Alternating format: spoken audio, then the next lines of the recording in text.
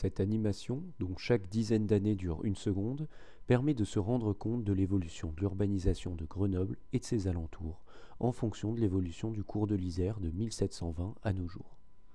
La première partie de l'animation ne présente que peu d'évolution en termes d'urbanisation. Le principal changement concerne l'Isère, son cours n'est alors pas endigué et change d'année en année au fil des saisons jusqu'à la crue de 1740.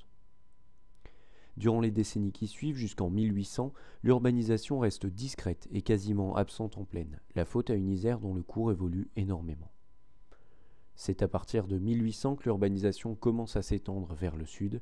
Grenoble voit également ses murs s'agrandir jusqu'à la crue de 1859, la plus violente qu'ait connue la ville depuis de nombreuses années. À partir de là, le cours de l'Isère commence à être endigué, la voie ferrée arrive et les remparts se voient étendus vers l'ouest en direction de la gare.